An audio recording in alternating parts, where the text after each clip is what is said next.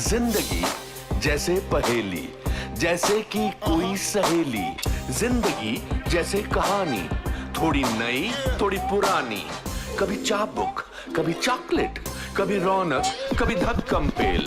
ये भी हो सकता है, वो भी हो सकता है, बट ऑलवेज रिमेंबर, लाइफ में कुछ भी हो सकता है। साक्षात एक सरस्वती का अवतार जो पूरी इंडस्ट्री मानती है, वो भी अपने डिमीनर की वजह से और गायकी, वो लता मंगेशकर जी।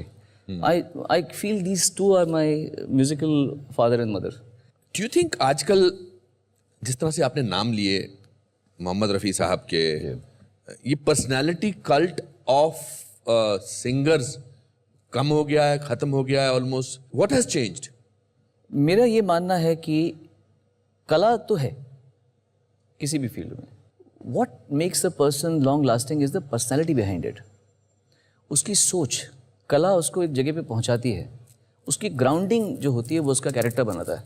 आप में कितनी हिम्मत है। मेरा मानना ये है कि you have to be very malleable. जहाँ जैसे लोग हैं वहाँ वैसे बन जाओ।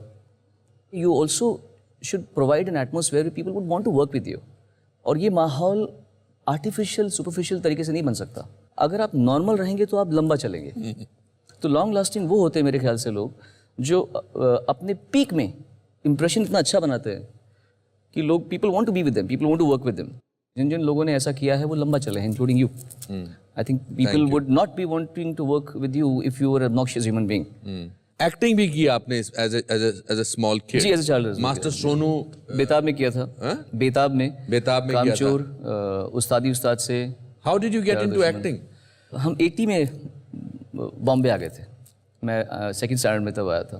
तो अब बॉम्बे में पापा अपने लिए कुछ कोशिश कर रहे थे और पापा के बस में नहीं था अपने लिए कुछ करना, बिकॉज कुछ लोग ऐसे होते हैं जो अपने बच्चों के लिए हाथ जोड़ सकते हैं, अपने लिए नहीं ऐसे रहेंगे, वो नहीं कर पाएंगे वो। बट मेरे पापा ने मेरे लिए किया है। मेरा बेटा इसको सुनी चाहिए, बहुत अच्छा गाता है, बहुत अच्छा गाता है, जो वेरी अनलाइक माई फादर।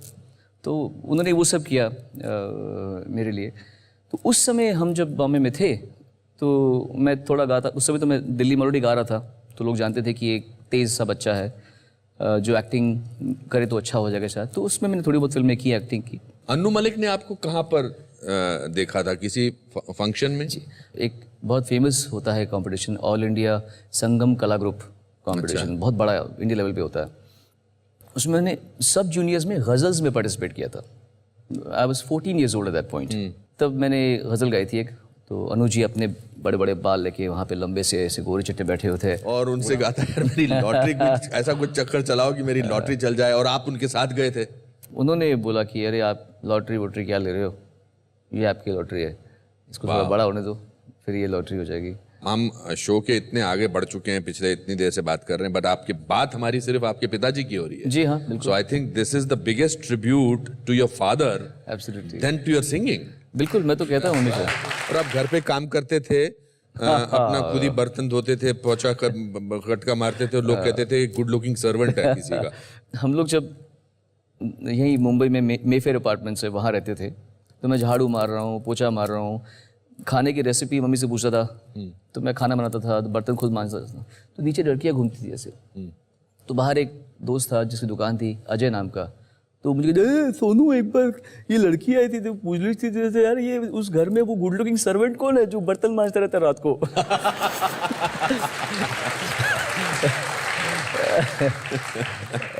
आपको काफी वो डमी सिंगर क्या कहते हैं? हाँ जी, वो ये था कि जब मेन सिंगर नहीं मिलता, हाँ, तो किसी for the sake of shooting, correct, किसी और सिंगर से क्या बात, जो अभी भी ऐसा होता है। तो एक गाना था, कंपोजर थे अमर हल्दीपुर जी और उत्पल जी, जो अब नहीं रहे, उत्पल विश्वास।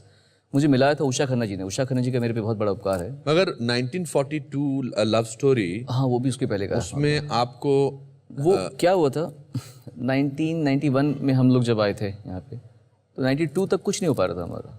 तो 92 की बिगिनिंग में हम लोग गए दिल्ली में शोज करने के लिए कि कुछ पैसा तो कमाएं, यहाँ तो खत्म हो गया था सारा पैसा। तो 2-2.5 महीने बाद वापस आए, और मधुर ध्वनि एक स्टूडियो था, उसके संपत जी थे। उन्होंने मुझे बोला, अरे सोनू तेरी किस्मत खराब है यार, तेरे को पंचम दान ढूंढ रहे थे यार। मैंने बोला क्या? हाँ, उनकी फिल्म आ रही है कोई यार, तू जा, तू अभी जा, वहाँ रिकॉर्डिंग चल रही है फिल्म बॉम्बे फिल्म सेंटर में रिकॉर्डिंग चल रही। तो हम वहाँ गए, वहाँ ये जावेद साहब बैठे हुए हैं, विद्यु विनोद चोपड़ा बैठे हुए हैं, पंचम दा बैठे हुए हैं। तो पंचम दा मुझसे पहले मिल चुके थे, उनको मैं बहुत पसंद था। तो उन्होंने बोला अरे अरे झाड़ू झाड़ू, ये लड़का बहुत कमाल का है, बहुत कमाल लड़का है, बहुत कमाल लड़का है। तो मैं खड़ा होकर बैठ गया, क्योंकि वहाँ पे कुमार शानू जी का वेट हो रहा था। एक दिन पहले वो आए थे, विद्यु जी ने उनको भगा दिया था किसी वजह से, तो हमें उम्मीद थी कि वो नहीं आएंगे, तो मैं गा दूंगा, ऐसे कुछ हो गया। फिर अचानक शोर मचा, शानू था, शानू था, शानू आ गया, शानू आ गया, शानू आ गया, शानू आ गया, शानू आ गया। देखा तो आया, बोला दादा, बोलो दादा क्या अभी, चलो करें दादा, रिकॉर्डिंग करें। अरे मैंने बोला अपना चांस गया। तकलीफ हुई थी उस दिन जिस दिन शानू साहब पहुंच गए थे? नहीं, मुझे तकलीफ उसके बाद में हुई थी। वो जो गाना मैं आपको कह रहा था, आग लगे सावन को, तो उसके बाद मैंने एक और गाना डमी गाया था, और फिर काम ही नहीं बन रहा था हमारा। काम ही नहीं है, काम ही नहीं है, वेट किया जा रहा है। एक दिन, हफ्ता, महीना बीत गया, 2 महीने, 3 महीने, 4 महीने, 5 महीने। It was very slow, life was too slow at that point. तो बड़ी उम्मीद से एक बार मैं सुदीप स्टूडियो में गया, टी सीरीज़ के, और मैंने वहाँ से पूछा उनसे कि मेरा गाना जो 2 शूटिंग हुए थे, तो भाई मिश्रा जी रिकॉर्डिस्ट थे जो मर गए बेचारे, वो कहते हैं बेटा वो गाना अभी डब हो गया, गाना डब हो गया। और था तो मैं बच्चा ही उस समय। मैंने बोला अच्छा ठीक है। मुझे आज तक वो दिन याद है, 2nd फ्लोर से मैं उतर रहा था, सुदीप स्टूडियो के टी सीरीज़ का स्टूडियो था खार में।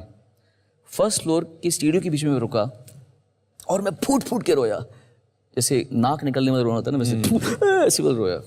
मैं बोल रहा हूँ भगवान, इतना अच्छा गाने के बाद में भी अगर मेरा गाना नहीं रह सकता तो शायद मुझे कुछ मिलेगा नहीं अभी, ये लगता है मेरा टाइम नहीं आया अभी। मैंने उषा खन्ना जी को फ़ोन किया, मैंने उषा जी मैं आ जाऊँ? तो उषा कहती हाँ बेटे बेटे आजा आजा आजा बेटा। तो मैं गया उनके पास में, उन्होंने मुझे खूब प्यार किया। चिंता नहीं बेटा, तेरा टाइम आएगा, तेरा टाइम आएगा, तू बहुत अच्छा गाता है, टाइम आएगा तेरा। सो इसीलिए मेरे लिए दिल में इनकी बहुत इज्जत है, क्योंकि इन लोगों ने मुझे उस समय सर पे हाथ रखा जब मुझे अकल ही नहीं थी दुनिया की। They just actually pushed me कि आगे बढ़। ऐसे बहुत सारे लोग मिल जाते हैं जी। Which was that one song which changed your life? Fortunately, my life kept changing in different stages. I'll tell you how. My first exposure to subtle fame was अच्छा सिला दिया तूने मेरे प्यार का, यार नहीं लूट लिया घर यार का। वो जो बेवफा सनम एल्बम आई थी, उसमें वो जो गाना था वो हिट हो गया था, जिससे मेरे को थोड़े से शोज में पैसे बढ़ गए थे मेरे। पर फिल्मी गाने नहीं मुझे मिलते थे उस समय भी, तो मेरे करियर स्टार्ट नहीं होता। आई स्टार्टेड डूइंग वर्जन्स, भजन, राजस्थानी गाने, मराठी गाने, उड़िया गाने, ये गाने वो गाने खूब सारे किए। नेट प्रैक्टिस हो गई बहुत सारी मुझे। फिर समा बदला, एक म्यूजिकल चैनल शो आया था, उसने मेरी ज़िंदगी पूरी बदली। उस शो के माध्यम से मैं लोगों के घर पे पहुंचा, घर घर तक पहुंचा। वो मेरे लिए बहुत बड़ा चीज़ था। उसके बाद कुछ गाने आए जिन्होंने मुझे मेन स्ट्रीम फिल्म म्यूजिक में डाला। पहला था संदेश से आते हैं बॉर्डर का, जिसने मुझे लोगों को सिंसियर सिंगर बोला कि हाँ भाई सिंसियरली गाता है।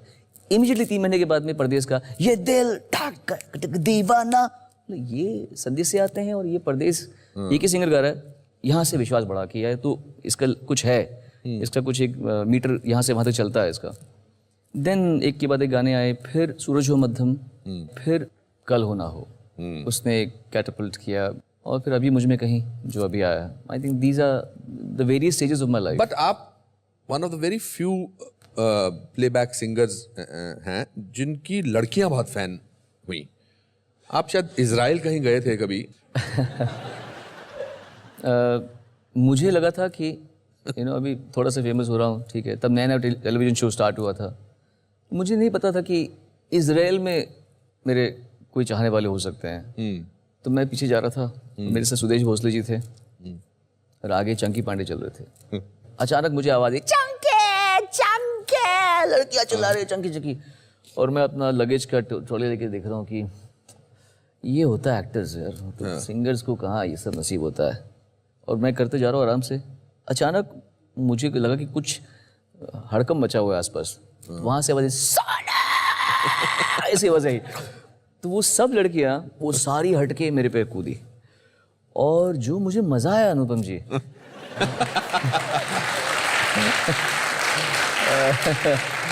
It was very very motivating experience. You are a great mimic. मैंने आपको एक बारी देखा था किसी फंक्शन में, आपने कुछ गायक लोगों की बहुत अच्छी ट्रिब्यूट दिया था उनको। जो लोग म्यूजिशियंस होते हैं, जो काम करता है उसका काम का अक्स उसके पर्सनालिटी में आता है। काम का अक्स। आई एम श्योर जो लोग बहुत फिजिकली मुश्किल काम करते हैं वो कि ऐसे लैंग्वेज में, बॉडी लैंग्वेज में आ जाता है। वैसे जो लोग थोड़े से नज़ाकत वाला काम करते हैं उनकी लैंग्वेज में नज़ाकत भी आ जाती है। तो वैसे ही अगर कोई संगीत वाद्य को बजाने वाला कोई इंसान है तो उसका वो वाद्य मैंने देखा है वो उसके गले में आता है। अच्छा। जैसे सारंगी और अब नहीं रहे मरहूम उस्ताद सुल्तान खान साहब, सारंगी साज की आवाज़ है ऐसी की आवाज़ है उसकी, तो सुल्तान खान साहब की गायकी में वो आता है।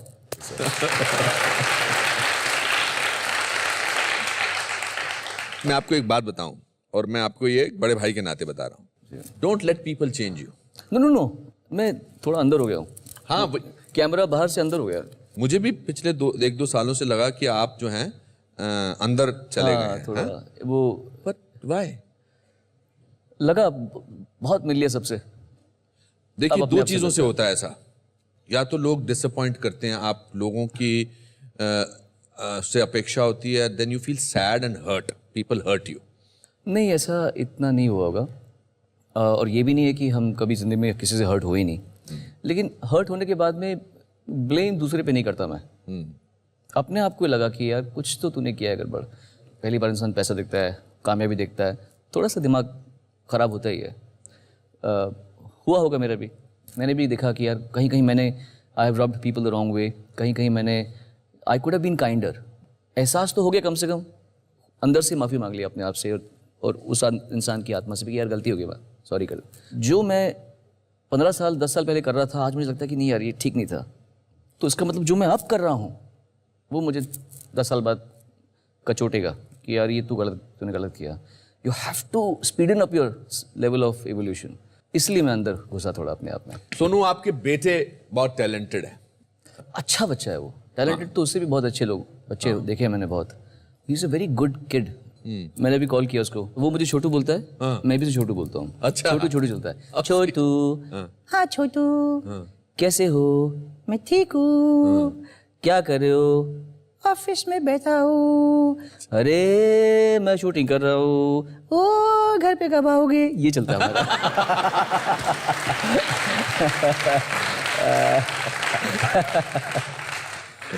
उसका अच्छा होना, उसका श्रेय आपको जाता है या आपकी वाइफ को जाता है? इक्वली जाता है, क्योंकि उसको हमें एक बिगड़ा हुआ फिल्मी बच्चा नहीं बनाना। आई जस्ट थॉट कि इसको जितना हो सके थोड़ा सा प्रोटेक्टेड रखें अपना। एक बात बताइए, निवान में आप अपने फादर का क्या चाहेंगे और अपना क्या चाहेंगे? मेरे फादर का कैरेक्टर, मेरे फादर की जो एक खुदारी है वो बहुत कमाल की चीज़ है। ईमान के बड़े पक्के हैं और सबसे बड़ी खासियत पापा में है जो मेरे ख्याल से मुझ में भी है, वो ये है कि हम लोग सिंपलेस्ट मीन्स में जी सकते हैं। हम लोग को ये नहीं है कि अगर ये चीज़ नहीं मिली तो हमारा क्या होगा। बट पापा वैसे थोड़ा छुपे हुए रहते हैं। I am still extrovert. So that you will want both the qualities. I want him to be having both the qualities.